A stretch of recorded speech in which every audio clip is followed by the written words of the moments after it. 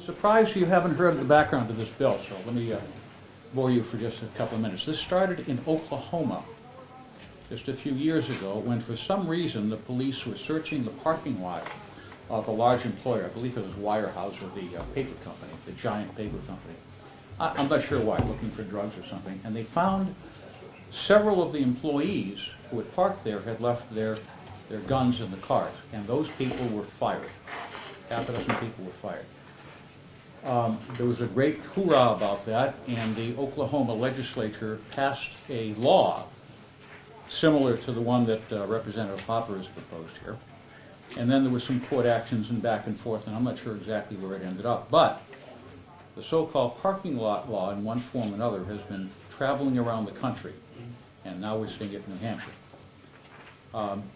So this is really a national movement. In my personal opinion, what's going on here is very much like Representative Webb said.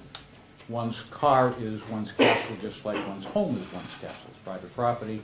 It's your own, almost a domicile in that respect. Representative Welch talked about the issue of, well, don't ask, don't tell.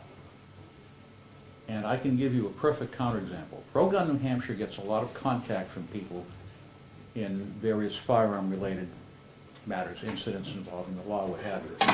I got contacted once by a gentleman who was employed by a machine shop in Northfield. He was working the late shift and driving his truck on the way to work, had some sort of a minor traffic accident.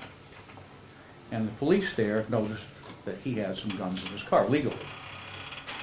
The guy gets to work, and there are the police, and there's his boss, and he was fired for having guns in his truck, which was now parked in the employee parking lot.